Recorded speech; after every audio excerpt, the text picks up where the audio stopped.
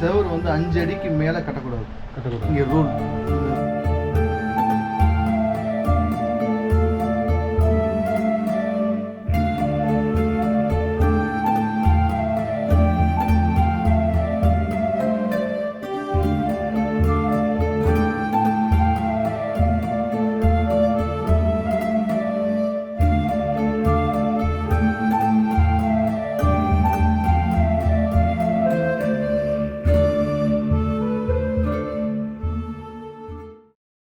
Hi സുഹൃത്തുക്കളെ, തമിഴ്നാട്ടിലെ പുതുക്കോട്ടൈ ജില്ലയിലൂടെ മെയ്വൈസാലൈ എന്ന വ്യത്യസ്തമായ ഒരു ഗ്രാമം ലക്ഷ്യമാക്കി യാത്ര പുറപ്പെട്ടതാണ്. പുതുക്കോട്ടൈ നഗരത്തിൽ നിന്നും 20 കിലോമീറ്റർ ദൂരത്തിലാണ് ഈ ഗ്രാമം സ്ഥിതി ചെയ്യുന്നത്. എല്ലാവർക്കും നമ്മുടെ പുതിയ വീഡിയോയിലേക്ക് സ്വാഗതം. പുറത്തുനിന്നും കാണുന്നവർക്ക് വളരെ വിചിത്രവും കൗതുകവും തോന്നുന്ന കാര്യങ്ങളാണ് ഈ ഗ്രാമത്തിനകത്ത് നമുക്ക് കാണാൻ സാധിക്കുക. ഏകദേശം 1000-ഓളം കുടുംബങ്ങൾ വസിക്കുന്ന ഒരു കമ്മ്യൂണിറ്റിയാണ് മെയ്വൈസാലൈ. എന്നാൽ മറ്റു ഗ്രാമങ്ങളെ പോലെ സാധാരണ ജീവിതം നയിക്കുന്നവരല്ല. കർശനമായ ചിട്ടവട്ടങ്ങൾ പാലിച്ച് അതിലുപരി ഭക്തിയോടെ ജീവിക്കുന്ന ഒരു സമൂഹമാണ് ഇവിടെയുള്ളത്. ഒത്തിരി കാര്യങ്ങൾ ഇവരുടെ ജീവിതവുമായി ബന്ധപ്പെട്ട് കിടക്കുന്നുണ്ട്. അതെല്ലാം നേരിട്ട് കാണാനുള്ള ആകാംക്ഷയോടെ യാത്ര തുടർന്നു. കിലോമീറ്ററുകൾ താണ്ടി ഗ്രാമ കവാടത്തിനടുത്തെത്തി. ഇനി അങ്ങോട്ട് നമുക്ക് സങ്കല്പിക്കാൻ കഴിയാത്ത പല കാര്യങ്ങളും ഇവിടെ നേർക്കാഴ്ചയിൽ കാണാം. അതെല്ലാം ഇവരുടെ വിശ്വാസത്തിന്റെ ഭാഗമാണെന്ന ആദരവോടുകൂടി ഞാൻ അകത്തേക്ക് പ്രവേശിക്കാൻ തീരുമാനിച്ചു. ഇലക്ട്രിസിറ്റി, ടെലിവിഷൻ, ഗ്യാസ്, ആധുനികമായ സുഖ സൗകര്യങ്ങൾ ഒന്നും തന്നെ ഇവർ ഉപയോഗിക്കാറില്ല. എന്നാൽ ഗ്രാമത്തിനകത്ത് ശൗചാലയം തീരെ ഇല്ല തന്നെ. ഇവരുടെ ജീവിതവുമായി ബന്ധപ്പെട്ട് കൂടുതൽ അറിവുകൾ ലഭിക്കാൻ ഗ്രാമത്തിലെ ഒരാൾ കൂടി നമുക്ക് ആവശ്യമാണ്. അതിനുവേണ്ടി ഇവിടുത്തെ ഒരാളെ കൂടെ കൂട്ടി. അദ്ദേഹത്തെ പിന്നീട് പരിചയപ്പെടുത്താം. ഈ കാണുന്നതാണ് ഇവിടുത്തെ വീടുകൾ. വ്യത്യസ്തമായ നിർമ്മാണ രീതിയാണിവിടെ. ഇതിനകത്തേക്ക് പ്രവേശിക്കുമ്പോൾ പ്രാഥമികമായി പാലിക്കേണ്ട കാര്യങ്ങളെക്കുറിച്ചുള്ള ബോർഡാണിത്. പ്രാർത്ഥനയ്ക്കായി എത്തുന്നവർക്ക് ഇരിക്കാനുള്ള ഷെഡുകളാണിത്. പ്രാർത്ഥനാ ഹാളിന്റെ മുൻപിലായി ഒരു കൊടിമരവും കാണാം. മെയ്വഴി മതമാണ് ഇവിടെയുള്ളവർ പിൻപറ്റി വരുന്നത്. ഇതിന്റെ സ്ഥാപകനെ മെയ്വൈസാലൈ ആണ്ടവറുകൾ എന്നാണ് വിളിക്കുന്നത്. അവരെ തന്നെയാണ് ദൈവസങ്കല്പമായി ആരാധിച്ചു പോരുന്നതും. എല്ലാ മതങ്ങളും ദൈവത്തിന്റെ അന്തിമ അവതാരമാണെന്ന് വിശ്വസിക്കുന്ന മെയ്വൈസാലൈ ആണ്ടവറുകൾ എന്ന വ്യക്തിയുടെ ഉപദേശങ്ങളിലൂടെയും അനുഗ്രഹങ്ങളിലൂടെയും സ്വർഗം തേടി മരണത്തെ കീഴടക്കുന്നതിലും ആത്മീയ പ്രബുദ്ധതയിലുമാണ് ഈ ഗ്രാമക്കാർ ശ്രദ്ധ കേന്ദ്രീകരിക്കുന്നത്.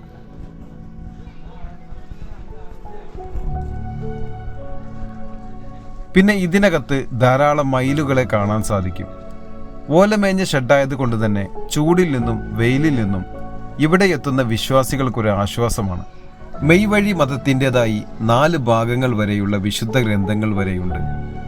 മാത്രമല്ല വലിയ പ്രാർത്ഥനാ സമ്പ്രദായവും ഉത്സവങ്ങളും ഇവിടെ നടക്കാറുണ്ട്. എന്നാൽ ഔദ്യോഗിക ആരാധനാ ക്രമഭാഷ തമിഴാണ്. വെള്ളവസ്ത്രവും തലപ്പാവും ധരിച്ചവർ ഇവിടുത്തെ വിശ്വാസികളാണ്. ഗ്രാമത്തിനകത്ത് പുകവലി, രാഷ്ട്രീയം, മദ്യം, ചൂതാട്ടം, മോഷണം എന്നിവയെ കർശനമായി നിരോധിച്ചിട്ടുള്ളതാണ്. മാത്രമല്ല എല്ലാവരും സസ്യാഹാരം മാത്രമേ ഭക്ഷിക്കാറുള്ളൂ. സാധാരണ മനുഷ്യരെ കണ്ടാൽ ഒഴിഞ്ഞു പോകുന്ന മയിലുകൾ ഇവിടെ മനുഷ്യരോട് നല്ല അടുപ്പമാണ് കാണിക്കുന്നത്.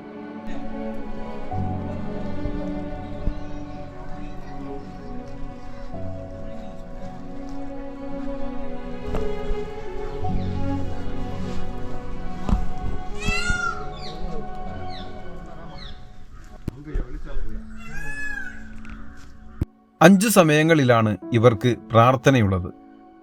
പ്രാർത്ഥനയ്ക്ക് സമയമാവുമ്പോൾ ഈ മണിയടിച്ച് എല്ലാവരെയും അറിയിക്കും. പ്രാർത്ഥനാ ഹാളിന്റെ കവാടമാണിത്. ക്യാമറ അകത്തേക്ക് കൊണ്ടുപോകണ്ട എന്നാണ് നമ്മളോട് പറഞ്ഞിട്ടുള്ളത്. എല്ലാ മതങ്ങളിൽപ്പെട്ടവരും ഇവിടെ അന്തേവാസികളായിട്ടുണ്ട്. ജാതിപരമായോ മതപരമായോ ഒരു തരത്തിലുള്ള വിവേചനവും ഇവിടെ അംഗീകരിക്കില്ല. ഇവർ താമസിക്കുന്ന വീടുകളുടെ കാഴ്ചയാണിത്. ഓലമേഞ്ഞ് അത്യാവശ്യം നല്ല പഴക്കം ചെന്ന വീടുകളാണ് കൂടുതലും. കുടുംബത്തിലെ അംഗങ്ങൾക്കനുസരിച്ച് വീടിന്റെ വലിപ്പം നിശ്ചയിക്കാം. അതുപോലെ തന്നെ ഇതിനകത്ത് വീട് നിർമ്മിക്കാൻ ആണ്ടവറുകളുടെ പിൻഗാമികളുടെ അടുക്കൽ ചെന്ന് വിവരങ്ങൾ ധരിപ്പിച്ച് വേണം വീട് നിർമ്മാണം ആരംഭിക്കാൻ. ഇതിനകത്തെ ചട്ടങ്ങളും മര്യാദകളും നിയമങ്ങളും പാലിച്ചുള്ള നിർമ്മാണ രീതികൾ മാത്രമേ അനുവദിക്കൂ. ഗ്രാമത്തിലുള്ളവർക്ക് പ്രത്യേക വസ്ത്രധാരണ രീതികളുണ്ട്. പുരുഷന്മാർക്ക് വെളുത്ത പഞ്ചകച്ചവും വെളുത്ത തലപ്പാവുമാണ്. സ്ത്രീകൾ ശിരോവസ്ത്രം ധരിക്കുന്നു. എന്നാൽ സാലൈ ആണ്ടവറുകളിൽ നിന്നും ആത്മീയ വെളിപ്പെടുത്തലുകൾ ലഭിച്ച മുതിർന്ന ശിഷ്യന്മാർ കാവി വസ്ത്രവും തലപ്പാവും ധരിക്കുകയും ചെയ്യുന്നു. കൂടാതെ മതത്തിലെ മുതിർന്ന ശിഷ്യന്മാർ അവരുടെ പേരിന് മുൻപ് മെയ്വഴി എന്ന വാക്ക് നാമകരണം ചെയ്യുകയും ചെയ്യുന്നു. അതേസമയം ഇളയ ശിഷ്യന്മാർ അവരുടെ പേരുകൾക്ക് മുൻപ് സാലൈ എന്ന വാക്കും നൽകുന്നു. കൂലിവേല ചെയ്യുന്നവർ മുതൽ സബ് കളക്ടർ പദവി വഹിക്കുന്നവർ വരെ ഇവിടെ ജീവിക്കുന്നു. എന്നാൽ ഗ്രാമത്തിനകത്ത് കയറുന്നതോടുകൂടി ചെറിയവനോ വലിയവനോ പണക്കാരനോ പാവപ്പെട്ടവനോ ജാതിയോ മതമോ ഒന്നുമില്ല. എല്ലാവരും ഒരേ വേഷവിധാനത്തിൽ ജീവിക്കുന്നു. വീടുകൾ മൊത്തം ഓലയായതുകൊണ്ട് മറ്റു സേഫ്റ്റി പ്രശ്നങ്ങളെക്കുറിച്ച് ചോദിച്ചപ്പോൾ ഇവിടുത്തെ ഫയർ ആൻഡ് സേഫ്റ്റി സംവിധാനങ്ങളൊക്കെ കാണിച്ചു തന്നു.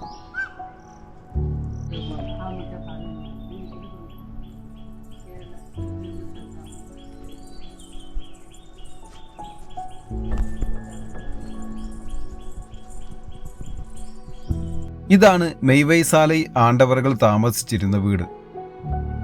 ഇതിന് സമീപത്ത് തന്നെയാണ് ഇവരുടെ കുടുംബാംഗങ്ങൾ താമസിക്കുന്നതും.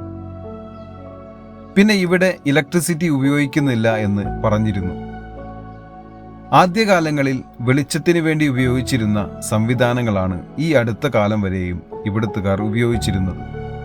പിൽക്കാലത്ത് ഫാനും ലൈറ്റിനും വേണ്ടി സോളാർ പാനൽ സ്ഥാപിക്കാനുള്ള അനുമതി ലഭിച്ചിരുന്നു. ഇതിനകത്ത് തന്നെയാണ് ഇതിൻ്റെ പ്രധാന ഓഫീസും പ്രവർത്തിക്കുന്നത്.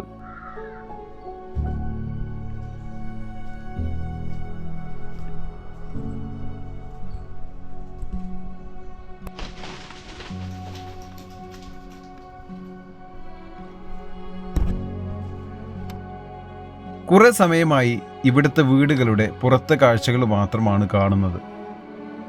അകത്തെ കാഴ്ചകൾ കൂടി കാണാനുള്ള ആകാംക്ഷയുണ്ട്. ആവശ്യം അറിയിച്ചപ്പോൾ കാത്തിരിക്കാൻ പറഞ്ഞു.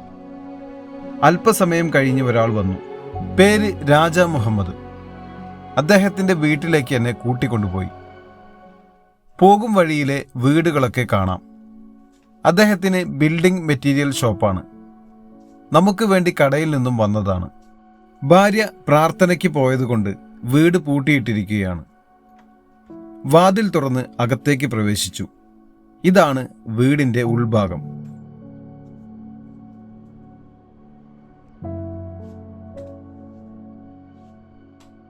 അദ്ദേഹം ഫാൻ ഓൺ ചെയ്തു. സോളാർ പാനലാണ് ഇവിടെ ഉപയോഗിക്കുന്നത്.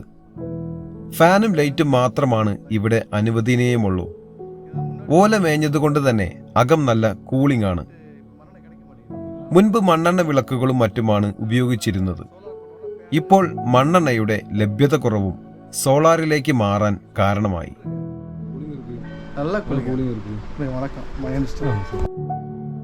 പ്രാർത്ഥനാ ഹാളിൽ നിന്നും മണിയടിക്കുന്ന ശബ്ദം കേട്ടതും രാജാ മുഹമ്മദ് പുറത്തേക്ക് പോയി.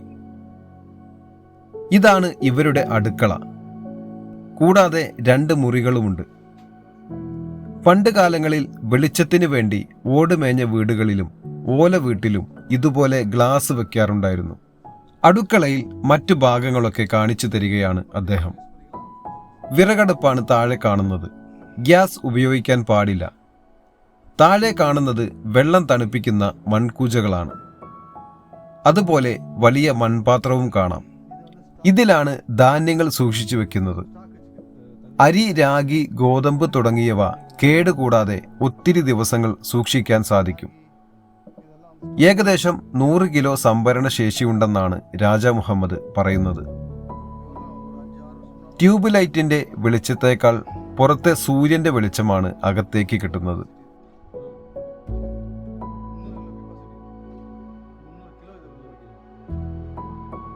പിന്നീട് വീടിന്റെ നിർമ്മാണ രീതിയെക്കുറിച്ചൊക്കെ ചോദിച്ചു. അദ്ദേഹം പറയുന്നു, വീടിന്റെ ഭിത്തിയുടെ ഉയരം 5 അടിക്ക് മുകളിൽ വരാൻ പാടില്ല. അതായത് വാതിലിന്റെ ഉയരം വരെ പാടുള്ളൂ എന്നാണ്. ഇതിന്റെ ഗുണമെന്തെന്നാൽ ഭൂചലനം പോലെയുള്ള പ്രകൃതി ദുരന്തങ്ങൾ വരുമ്പോൾ മേൽക്കൂര താഴേക്ക് പതിച്ചാലും ഇതിനകത്തെ ആളുകൾ സുരക്ഷിതരായിരിക്കും. മേൽക്കൂരയുടെ മുകൾ ഭാഗം കൂർത്ത ഷേപ്പിലായതുകൊണ്ട് തന്നെ താഴേക്ക് പതിച്ചാലും ആളപായമുണ്ടാവില്ല എന്നാണ് അദ്ദേഹം പറയുന്നത്. വരും കാലങ്ങളിൽ ഭൂകമ്പം പോലെയുള്ള ദുരന്തങ്ങൾ ഉണ്ടാവുമെന്നും അതിൽ നിന്നും രക്ഷ നേടാൻ ഇതുപോലെയുള്ള നിർമ്മാണ രീതികളാണ് തുടർന്നു പോരുന്നത്. ഇവരുടെ ദൈവം മെയ്വൈസാലൈ ആണ്ടവറുകൾ ഈ ഗ്രാമം ഉണ്ടാക്കുമ്പോൾ തന്നെ ഇത്തരം രീതികളാണ് ചെയ്തിരുന്നത്. തൻ്റെ അനുയായികൾ ഇത്തരം ദുരന്തങ്ങളിൽ നിന്നും രക്ഷ നേടാൻ ഇതുപോലെയുള്ള നിർമ്മാണ രീതികൾ പിന്തുടരണമെന്നാണ് കൽപ്പിച്ചിരുന്നത്. അതുകൊണ്ട് തന്നെ വലിയ കെട്ടിടങ്ങളൊന്നും ഈ ഗ്രാമത്തിൽ നിർമ്മിക്കാൻ പാടില്ല. ഇവരുടെ വീട് പണിയാൻ വരുന്ന ചിലവ്, ഉദാഹരണത്തിന് ഇദ്ദേഹത്തിന്റെ വീട് 40 അടി നീളവും 20 അടി വീതിയുമാണ് ഉള്ളത്. ഏകദേശം 8 ലക്ഷം രൂപയാണ് ചിലവ്. 10 വർഷം കൂടുമ്പോൾ മുകളിലെ ഓല മാറ്റണം. അതിനും ഏകദേശം 1 ലക്ഷം രൂപ ചിലവ് വരുന്നുണ്ട്. മറ്റുള്ള വീടുകളുടെ വലുപ്പത്തിനനുസരിച്ചിരിക്കും അതിന്റെ നിർമ്മാണ ചിലവും മെയിൻ്റനൻസ് ചിലവും. 3000 മെടഞ്ഞ ഓലയാണ് ഇദ്ദേഹത്തിന്റെ വീടിനാവശ്യം. ഓല മാറ്റുമ്പോൾ താഴെയുള്ള മുള മാറ്റേണ്ടതില്ല എന്നാണ് പറയുന്നത്. 40-50 വർഷം വരെ ഇത് കേടുകൂടാതെ നിലനിൽക്കുമെന്നാണ് രാജാ മുഹമ്മദ് പറയുന്നത്. അതുപോലെ തറയിൽ ടൈല് പതിക്കാൻ പാടില്ല, ബാത്റൂം ഉണ്ടാക്കാൻ പാടില്ല. പക്ഷെ കുളിക്കുന്നതിന് പ്രശ്നമില്ല. പിന്നെ തറയിൽ പാവിരിച്ചാണ് ഇരിക്കുന്നത്.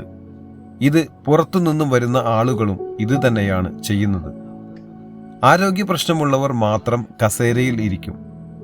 ഭക്ഷണം കഴിക്കുന്നതും ഇതേ രീതിയിൽ തന്നെയാണ്. ഇതെല്ലാം ഈ ഗ്രാമത്തിനകത്ത് താമസിക്കുന്നവർക്ക് മാത്രമേ ബാധകമുള്ളൂ. மேலே அந்த கிடுகை மட்டும் அந்த கூரையை மட்டும் மாற்றுறதுக்கு தான் செலவு இருக்கும். இங்கே டைல் போடாது, டைல்ஸ் போடக்கூடாது அலோடு இல்லை. அதோடு கிடையாது. பின்ன பாத்ரூம் வெளியில் தான். பாத்ரூம் வெளியில் தான். இங்கே பாத்ரூம் இருக்காது. குளிக்கலாம். ஆனால் யூரின் பாத்ரூம் டாய்லெட்லாம் வந்து வெளியில் தான். இந்த வேலிக்கு பவுண்டரி வெளியில் தான் போகணும். മെയ്വൈസാലയിലെ വിശേഷങ്ങളെല്ലാം തന്നെ എന്നോട് പങ്കുവച്ചു. രാജാ മുഹമ്മദ് വീട് പൂട്ടി ഞങ്ങൾ പുറത്തേക്കിറങ്ങി. ഇപ്പോൾ പ്രാർത്ഥന നടന്നുകൊണ്ടിരിക്കുന്ന സമയമാണ്. ബാക്കിയുള്ള സമയം പ്രാർത്ഥനാ ഹാളിലെത്തണം. നമുക്ക് വേണ്ടിയാണ് ഇത്രയും സമയം അദ്ദേഹം ചെലവഴിച്ചത്. അതിന് അദ്ദേഹത്തോട് നന്ദിയും യാത്രയും പറഞ്ഞ് അവിടെ നിന്നും പുറത്തേക്കിറങ്ങി. ഇവിടുത്തെ വിവാഹങ്ങൾ വളരെ ലളിതവും ആത്മീയവുമാണ്. മെയ്വഴി ഗുരുവിൻ്റെ അനുഗ്രഹത്തോടെയാണ് ഇവ നടത്തുന്നത്. കർശനമായ സമൂഹ നിയമങ്ങൾ പാലിച്ച് ഗ്രാമത്തിനകത്തുള്ളവരുമായി മാത്രമേ വിവാഹങ്ങൾ അനുവദിക്കൂ. എന്നാൽ ജാതിയോ മുൻമത പാശ്ചാത്തലമോ പരിഗണിക്കുന്നില്ല. സ്ത്രീധനം, ധാരാളിത്തം എന്നിവ വിവാഹ ചടങ്ങുകളിൽ നിന്നും പൂർണ്ണമായും ഒഴിവാക്കുകയും ചെയ്യുന്നു. ഇങ്ങനെയൊക്കെയാണ് നിയമങ്ങൾ എന്നിരിക്കെ അതൊന്നും വിവാഹങ്ങളുടെ മാറ്റ് കുറയ്ക്കുന്നില്ല. എല്ലാം അംഗീകരിച്ച് വളരെ സന്തോഷത്തോടെയാണ് ഓരോ വിവാഹങ്ങളും ഇവിടെ കഴിഞ്ഞു പോകുന്നത്. ഇവിടെ 1000-ഓളം വീടുകളുണ്ട്. എല്ലാ വീടുകളിലും താമസക്കാരില്ല. പല കുടുംബങ്ങളും സമീപ പ്രദേശങ്ങളിലേക്ക് വീടുകൾ നിർമ്മിച്ച് മാറി താമസിക്കുകയാണ്. പലർക്കും ഇതിനകത്തെ നിയമങ്ങളോട് യോജിക്കാൻ കഴിയുന്നില്ല. ഉദാഹരണത്തിന് ബാത്റൂം സൗകര്യം വീടിനകത്ത് വേണമെന്ന് താല്പര്യമുള്ളവർ, അതുപോലെ electricity, mixie, grinder, fridge, gas, അതുപോലെ ആധുനിക സൗകര്യങ്ങൾ താല്പര്യപ്പെടുന്നവർ ഈ ഗ്രാമത്തിന് പുറത്താണ് താമസിക്കുന്നത്. മേൽപ്പറഞ്ഞ കാര്യങ്ങളെല്ലാം ഈ ഗ്രാമത്തിനകത്ത് താമസിക്കുന്നവർക്ക് മാത്രമേ പാലിക്കേണ്ടതുള്ളൂ. ഇവിടെ മരണം സംഭവിച്ചാൽ സംസ്കരിക്കുന്നത് ഈ ഗ്രാമത്തിനോട് ചേർന്ന് തന്നെ അല്പം മാറിയുള്ള സ്ഥലത്താണ്. അതുപോലെ ജോലിക്ക് പോകാൻ പറ്റാത്തവർ, ഭർത്താവും മക്കളും ഇല്ലാത്തവർ, ഒറ്റയ്ക്ക് താമസിക്കുന്ന പ്രായമായവർ, ഇവർക്കൊക്കെ മാസത്തിൽ ഒരു തുക ഇവിടെ നിന്നും ലഭിക്കും. അതുപോലെ ഭക്ഷണവും ഇവർക്ക് ലഭിക്കും. മേൽപ്പറഞ്ഞ ആളുകളുടെ വീടുകൾ 10 വർഷം കൂടുമ്പോൾ ഓല മേയാനും മറ്റു ജോലികൾക്കുമായി ഇവർക്ക് ലഭിക്കുന്ന പണത്തിൽ നിന്നും സ്വരുക്കൂട്ടി വെച്ചാണ് ഇതിനൊക്കെയുള്ള സാമ്പത്തികം കണ്ടെത്തുന്നത്. നിരവധി കോളേജുകളിൽ നിന്നും ഈ ഗ്രാമത്തെക്കുറിച്ചറിഞ്ഞ് റിസർച്ചിനും മറ്റുമായി വരാറുണ്ട്. മാത്രമല്ല ധാരാളം സഞ്ചാരികളും കേട്ടറിഞ്ഞ് വരാറുണ്ട്. എന്നാൽ ഈ ഗ്രാമത്തിനകത്തെ വിശ്വാസപരമായ വസ്ത്രധാരണ രീതിക്ക് വിപരീതമായും പവിത്രമായ ഒരു സ്ഥലമായതുകൊണ്ടും ഇപ്പോൾ ചെറിയ രീതിയിൽ നിയന്ത്രണങ്ങൾ ഏർപ്പെടുത്തിയിട്ടുണ്ട്.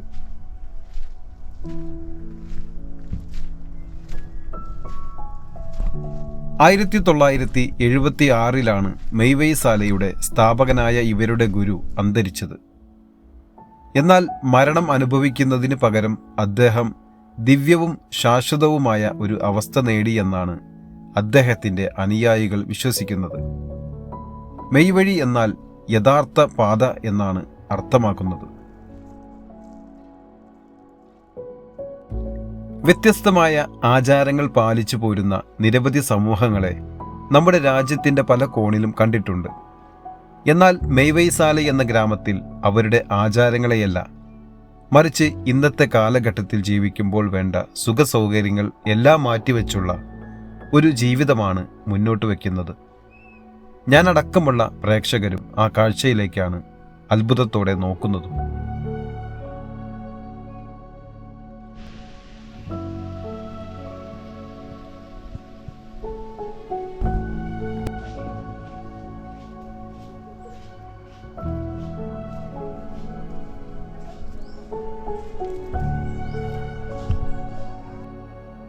അങ്ങനെ ഗ്രാമത്തിൻ്റെ കുറച്ച് ഭാഗങ്ങളൊക്കെ ചുറ്റിക്കറങ്ങി കണ്ടു. 1000-ഓളം വീടുകളുണ്ടെങ്കിലും എല്ലാ വീടിൻ്റെ രൂപവും ഒരേ മാതൃകയിലായതുകൊണ്ട് തന്നെ കാഴ്ചകളിലും ആവർത്തനമാണ് വരുന്നത്. മാത്രമല്ല കൂടുതൽ ദൂരേക്ക് പോകാനുള്ള അനുമതിയും നൽകില്ല. ഗ്രാമത്തിനകത്തേക്ക് പ്രവേശിക്കുമ്പോഴുള്ള സെക്യൂരിറ്റി പോസ്റ്റാണ് നേരെ മുൻപിൽ കാണുന്നത്. സെക്യൂരിറ്റി പോസ്റ്റിന് പുറത്തെ വീടുകളുടെയും മുറ്റത്തിൻ്റെയും വഴിയുടെയും കാഴ്ചകളാണിത്. ഇവിടെ വ്യത്യസ്ത രീതിയിലുള്ള വീടുകളാണ് നിർമ്മിച്ചിട്ടുള്ളത്.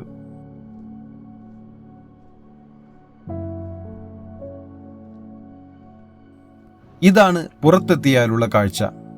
പഴയ കാലത്തെ ഓർമ്മിപ്പിക്കുന്ന ഓലവീടുകൾ, ഒരു ജനതയുടെ വിശ്വാസത്തിൻ്റെ ഭാഗമായ നേർക്കാഴ്ചകൾ. ഇന്റർനെറ്റിൽ കണ്ടും കേട്ടുമറിഞ്ഞ മെയ്വെയ്സാല എന്ന ഗ്രാമത്തെ നേരിൽ കണ്ട സംതൃപ്തിയോടെ ആ ഗ്രാമത്തോട് യാത്ര പറഞ്ഞ് അവിടെ നിന്നും മടങ്ങി. പുതുക്കോട്ടയിലേക്ക് വരുമ്പോൾ പൊതുവെ വരണ്ട പ്രദേശങ്ങളായിരുന്നു കൂടുതലും കാഴ്ചയിൽ വന്നത്. എന്നാൽ തിരിച്ചു പോകുമ്പോൾ മനപ്പാറ എന്ന സ്ഥലത്തെത്തി. മെയ്വെയ്സാലയിൽ നിന്നും ഇവിടേക്ക് 42 കിലോമീറ്റർ ഉണ്ട്. നമ്മുടെ കേരളത്തിലെ ഭൂപ്രകൃതിയോട് ചെറിയ സാമ്യം തോന്നുന്ന ഒരു കൊച്ചു ഗ്രാമം. അത്യാവശ്യം കൃഷിയും പച്ചപ്പുമൊക്കെയുണ്ട്. പൊന്നനിയാർ ഡാമിലെ വെള്ളമാണ് കൃഷിക്കായി ഇവിടെ ലഭിക്കുന്നത്. കൃഷിയും കന്നുകാലി വളർത്തലുമാണ് കൂടുതലായും ഈ പ്രദേശത്ത് ചെയ്യുന്നത്. പലരും കൃഷിസ്ഥലങ്ങളിലെ ജോലി കഴിഞ്ഞ് വീട്ടിലേക്ക് എത്തിക്കൊണ്ടിരിക്കുന്നു. ചിലർ രാവിലെ പോകുമ്പോഴേ വീട്ടിലുള്ള മാടുകളെയും കൂടെ കൊണ്ടുപോകും. അങ്ങിങ്ങായി 3-4 വീടുകളാണ് ഇവിടെയുള്ളത്. പല വീടുകളും ഒരേ കുടുംബത്തിൽപ്പെട്ടവരുടേത് തന്നെ. സമീപത്ത് കാണുന്ന കൃഷിയിടങ്ങളും ഇവരുടേത് തന്നെ. അതിരാവിലെ വീട്ടിൽ നിന്ന് നേരെ കൃഷിയിടത്തിലേക്ക്. തങ്ങൾ ഉണ്ടാക്കിയ കൃഷിയിനങ്ങൾ വിളഞ്ഞു നിൽക്കുന്ന കാഴ്ച വീടുകളുടെ മുൻപിൽ നിന്ന് തന്നെ കാണാം. ഇവിടെ കാണുന്ന 3 കൊച്ചു വീടുകൾ, 3ൻ്റെയും ഡിസൈനുകളും വ്യത്യസ്തമാണ്. ചെറിയ വീടാണെങ്കിലും ഇവയ്ക്കുമുണ്ട് അതിൻ്റേതായ ഭംഗി. വലിയ വീടുകൾക്ക് മാത്രമല്ലല്ലോ. വയൽ പ്രദേശത്തെ പച്ചപ്പിനിടയിൽ നിൽക്കുമ്പോൾ വീടുകൾക്ക് ഭംഗി ഒന്നുകൂടെ വർദ്ധിക്കും. അതും കളർഫുൾ പെയിന്റിംഗ് ഒക്കെ ചെയ്ത വീടാണെങ്കിലോ. വീടിന് പുറകിലായി ഒരു കൂട്ടം തെങ്ങുകളൊക്കെ ചരിഞ്ഞു നിൽക്കുന്നത് കാണാം.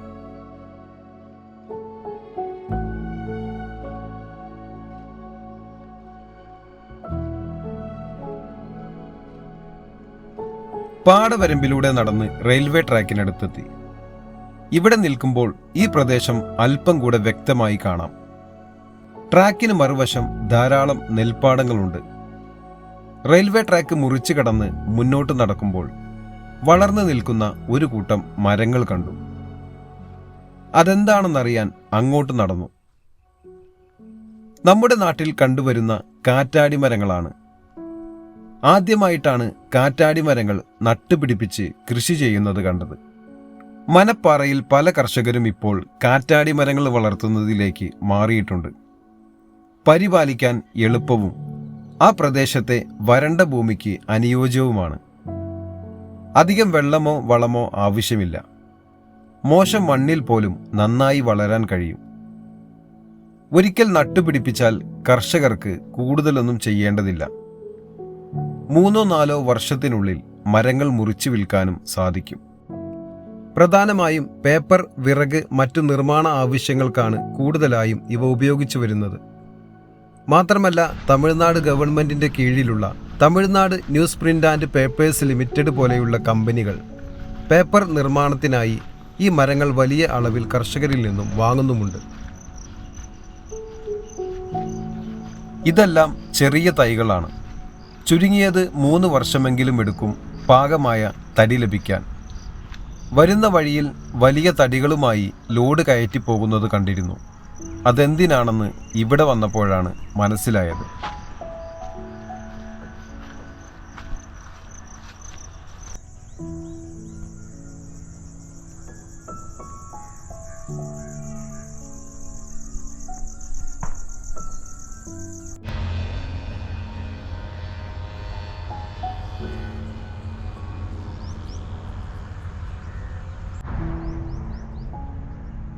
സമീപത്തായി തെച്ചിപ്പൂക്കളുടെ ഒരു തോട്ടവുമുണ്ട്. പൂമാലകൾ നിർമ്മിക്കാൻ വേണ്ടിയാണ് ഈ ചെടികൾ ധാരാളമായി ഉണ്ടാക്കുന്നത്. ഇതും ഇവരുടെ കൃഷി തന്നെ. എല്ലാ ചെടികളിലും നല്ല രീതിയിൽ പൂക്കളുമുണ്ട്. അങ്ങനെ ആ ഗ്രാമത്തിലെ കുഞ്ഞു കാഴ്ചകളൊക്കെ കണ്ട് മെയിൻ ഹൈവേ ലക്ഷ്യമാക്കി യാത്ര തുടർന്നു. സമയം 5 മണി കഴിഞ്ഞു. ഇരുട്ട് വീഴാൻ ഇനി അധികം സമയമില്ല. ഞാൻ ഇനി പോകുന്നത് ഈറോഡ് ജില്ലയിലെ മലയോര ഗ്രാമമായ ബർഗൂരിലേക്കാണ്. മനോഹരമായ ഒരു പ്രദേശമാണ് ബർഗൂർ. മലയാളികൾ അധികം എക്സ്പ്ലോർ ചെയ്യാത്ത ഒരിടമാണ്. വിന്റർ സീസണിൽ വാൽപ്പാറയുടെ മറ്റൊരു പതിപ്പായി തോന്നുമെങ്കിലും ടീ എസ്റ്റേറ്റുകളൊന്നും ഇവിടെയില്ല. എങ്കിലും തിരക്കിൽ നിന്നൊഴിഞ്ഞ് നല്ലൊരു ട്രിപ്പ് പോയി വരാൻ പറ്റിയ ഒരു മലയോര ഗ്രാമമാണ്. അങ്ങനെ മെയ്വൈ സാലയും മറ്റു ഗ്രാമക്കാഴ്ചകളും കണ്ട് ഇന്ന് മുഴുവൻ നീണ്ടുനിന്ന ദീർഘമായൊരു യാത്രയുടെ അവസാന ഘട്ടത്തിലാണ് ഞാൻ. ഇന്നിനി ഈറോഡ് ജോലി ചെയ്യുന്ന സുഹൃത്തിൻ്റെ കൂടെ തങ്ങി നാളെ രാവിലെ ബർഗൂരിലേക്ക് പോകാനാണ് പ്ലാൻ. ബർഗൂരിൽ ഇപ്പോൾ ശക്തമായ കാറ്റും മഴയുമാണെന്നാണ് അറിഞ്ഞത്. അതുകൊണ്ട് തന്നെ രാത്രി യാത്ര വേണ്ടെന്ന് വെച്ചു. അപ്പോൾ ഇന്നത്തെ നമ്മുടെ വീഡിയോയുടെ അഭിപ്രായങ്ങൾ നിങ്ങൾ കമൻറ്റിലൂടെ അറിയിക്കൂ. മറ്റൊരു കാഴ്ചകളുമായി വീണ്ടും കാണാം. അതുവരേക്കും എല്ലാവർക്കും നന്ദി. ബൈ.